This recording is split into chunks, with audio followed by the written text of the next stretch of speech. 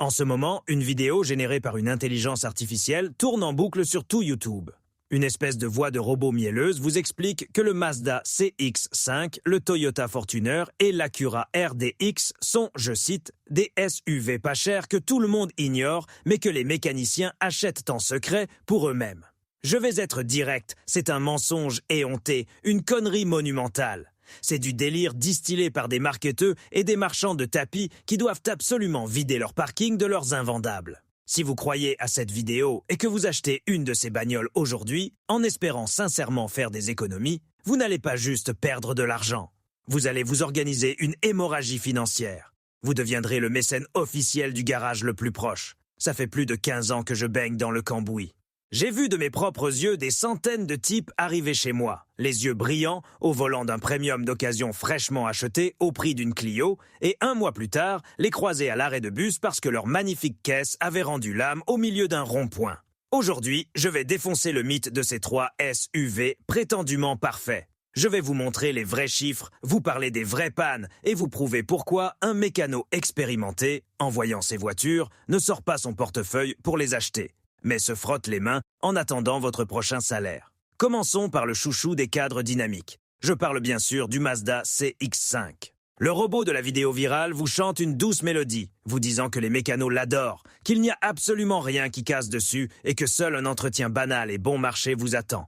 Beaucoup de gens dans les commentaires écrivent aussi que c'est un excellent choix. Mais vous vous fichez de moi. Le Mazda CX-5 est acheté exclusivement par des gens qui ne comprennent absolument pas comment fonctionne un moteur à combustion, mais qui veulent à tout prix frimer devant leurs voisins. Cette voiture est faite pour ceux qui veulent paraître plus riches et plus uspechni qu'ils ne le sont. Grattez un peu sous cette belle carrosserie rouge brillante. Et si je dis carrosserie, c'est un bien grand mot. La peinture sur ce modèle a une épaisseur comparable à vos espoirs d'une retraite paisible. Vous avez frôlé une branche de rosier en vous garant. Félicitations, vous avez une rayure profonde jusqu'à l'après. Un pigeon a malencontreusement atterri sur votre capot. Préparez une somme coquette pour un polissage professionnel. Mais le plus drôle avec cette voiture se cache sous le capot. Le saint des saints de tous les fans de Mazda, les moteurs de la famille Skyactiv. Les marketeurs vous ont vendu un joli conte de fées sur un rendement incroyable et une consommation de carburant phénoménale.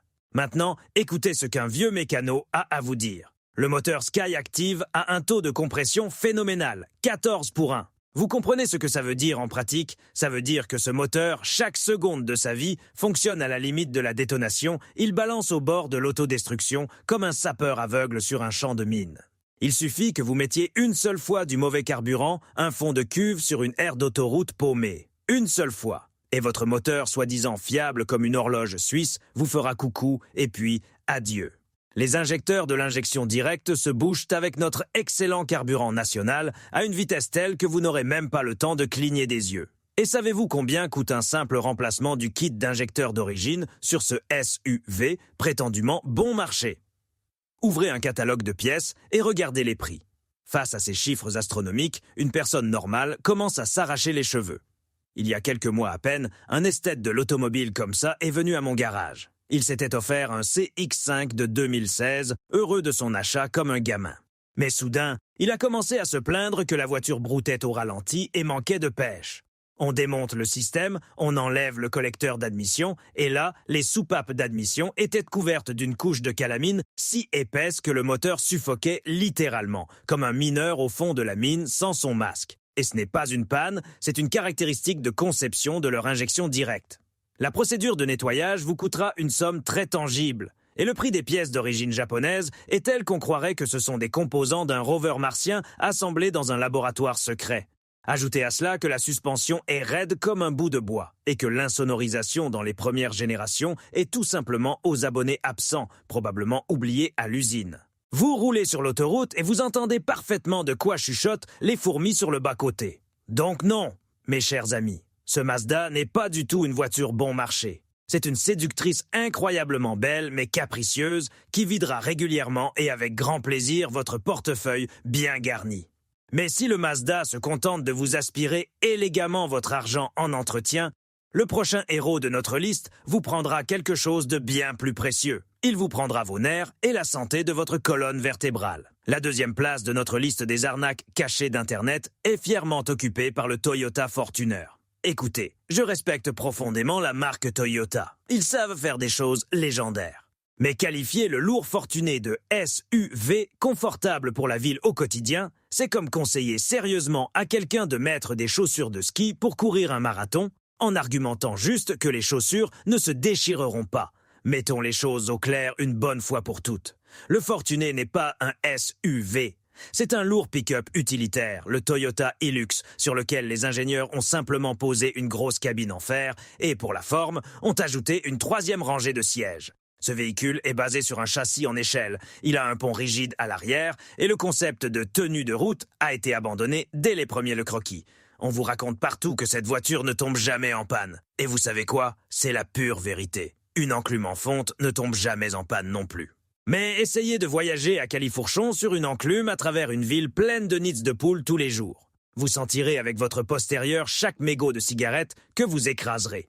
À chaque dos d'âne, vos passagers arrière se cogneront la tête contre le plafond rigide en hurlant et en implorant votre pitié. C'est un véritable camion, rigide, dans un emballage de voiture. J'avais un client qui a acheté un Fortuner comme ça pour sa femme, pour qu'elle puisse emmener confortablement les enfants à l'école. Après une semaine de souffrance, elle a supplié son mari, en larmes, de lui rendre son ancienne berline, car essayer de garer cet énorme tank devant l'entrée d'un parking de Leclerc est une mission digne d'un capitaine au long cours. Mais le plus génial dans toute cette histoire, c'est le mythe répandu sur la consommation de carburant. Beaucoup affirment d'un air savant qu'une consommation parfois un peu plus élevée est largement compensée par l'incroyable fiabilité générale des composants. Vous pourriez me demander, quelle consommation? Un peu plus élevée? Le moteur essence de 2,7 litres sur cette barge lourde et pataude boit comme un trou, entre 16 et 18 litres de carburant au 100 ans cycle urbain.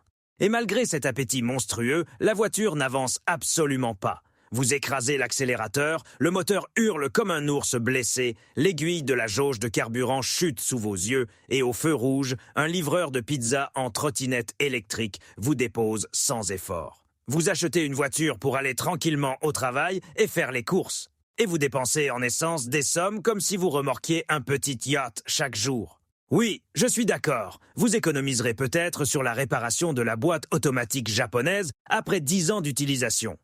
Mais pendant ces 10 longues années, vous laisserez aux stations-service une somme équivalente au prix d'une autre voiture identique. Toyota, dans notre pays, est une véritable religion. Et les vendeurs sur le marché de l'occasion le savent très bien. C'est pourquoi ils demandent des sommes complètement délirantes, lunaires, pour un Fortuner d'occasion. Vous surpayez au départ au moins 10 000 € juste pour le logo brillant de Toyota sur la calandre, puis vous surpayez pendant des années les compagnies pétrolières et enfin, vous apportez docilement votre argent à un kinésithérapeute pour qu'il soigne votre dos après avoir roulé sur cette suspension en bois. Avouez, c'est un excellent plan, fiable comme les fameuses horloges suisses. Mais attendez avant de souffler. Si vous pensez sincèrement qu'un camion japonais rigide au prix d'un rein est le summum de l'absurdité automobile, alors vous n'êtes absolument pas prêt pour notre troisième place. Parce que c'est là que commence la dure folie financière. Nous arrivons au plat de résistance de notre démystification. Les auteurs des vidéos virales vous conseillent avec emphase d'acheter le SUV Acura R DX. On nous raconte constamment de belles histoires, que c'est la même Honda fiable, mais habillée d'un smoking cher. On nous dit que c'est du vrai premium au prix d'une voiture économique. On affirme que les pièces bon marché d'une Honda ordinaire s'adaptent parfaitement, que les mécanos de garage connaissent tout sur elle, alors prenez-la sans crainte et vous ne le regretterez jamais. Savez-vous comment les mécaniciens expérimentés appellent entre eux les gens qui achètent une vieille Acura Premium avec leur dernier crédit à la consommation? Nous les appelons affectueusement les généreux sponsors de nos vacances annuelles. Oui, la marque Acura est bien la division premium de Honda. Mais dites-moi, qui vous a mis dans la tête que Honda, c'était bon marché à entretenir? Les prix des pièces pour les voitures japonaises modernes sont depuis longtemps si élevés qu'on dirait qu'elles sont livrées en classe affaires directement depuis la Station spatiale internationale. Et maintenant, ajoutez à ces prix la majoration folle des fabricants, juste pour le mot magique « premium » dans le catalogue. On vous vante un moteur turbo japonais incroyablement fiable et éprouvé.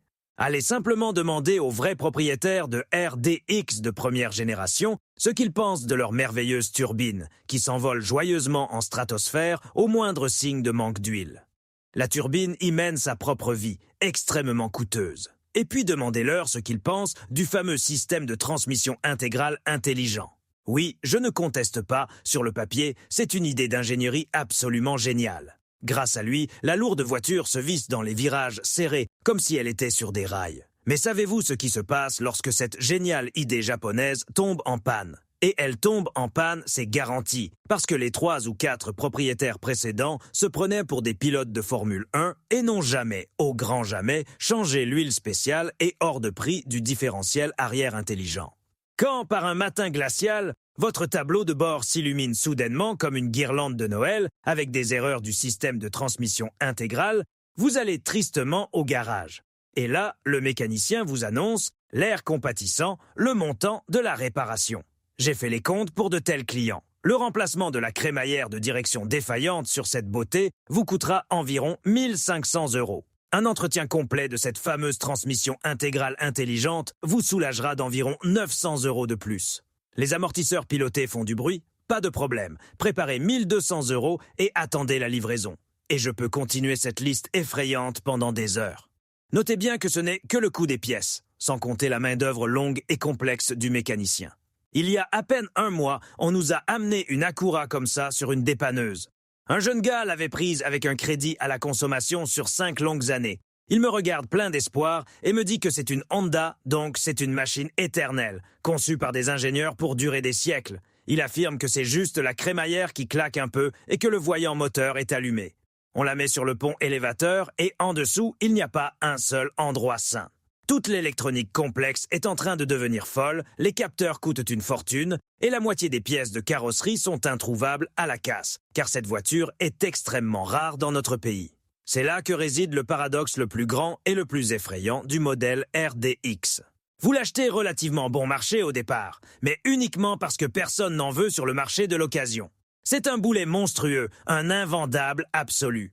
Mais dès que vous franchissez la porte du garage, cette voiture se souvient instantanément de ses racines, du fait qu'elle est un premium de luxe, et vous plume sans pitié jusqu'au dernier centime. Et quand vous comprendrez votre erreur et tenterez de la vendre, cela prendra des mois longs et douloureux.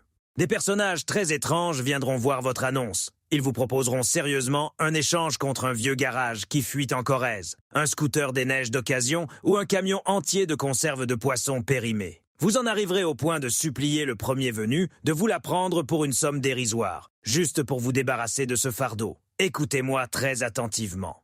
Je ne vous dis pas tout ça pour faire des vues et salir gratuitement les voitures des autres. Je vous dis cette vérité uniquement parce que je déteste du plus profond de mon âme qu'on prenne les gens simples et travailleurs pour des idiots. YouTube et tous les réseaux sociaux populaires sont actuellement inondés de déchets synthétiques générés par des intelligences artificielles.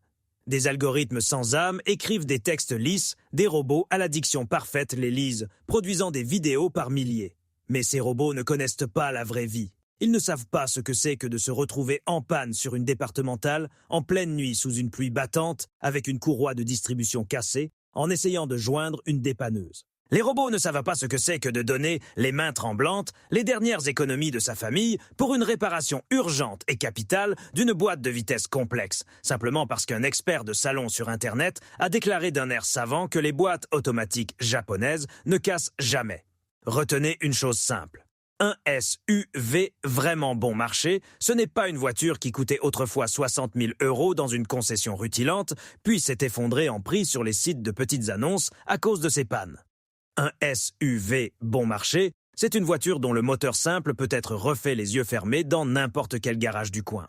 C'est la voiture pour laquelle vous pouvez entrer dans n'importe quel magasin de pièces auto à 3 heures du matin.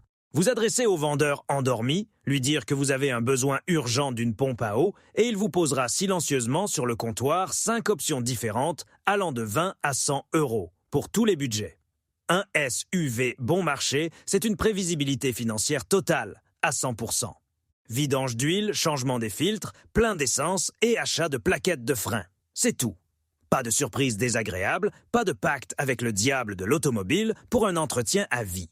Et si vous cherchez vraiment une voiture pour une vie tranquille, une voiture fiable pour votre famille, avec laquelle vous pouvez partir sans crainte à 1000 km de chez vous, et non un outil pour frimer à bas prix devant les voisins de parking, vous devez regarder dans une toute autre direction. S'il vous plaît, laissez les Mazda stylés et fragiles aux jeunes bobos de la ville. Laissez les Fortunés rigides et gourmands aux fermiers et aux chasseurs. Et laissez les Acura Premium et incroyablement chers à réparer aux masochistes avec des millions en trop dans leur poche. Le fait est que sur ce marché de l'occasion surchauffé et complètement fou, il reste miraculeusement un seul et unique SUV que les mécaniciens expérimentés et aguerris recherchent vraiment pour leurs femmes, pour leurs parents âgés et achètent pour eux-mêmes.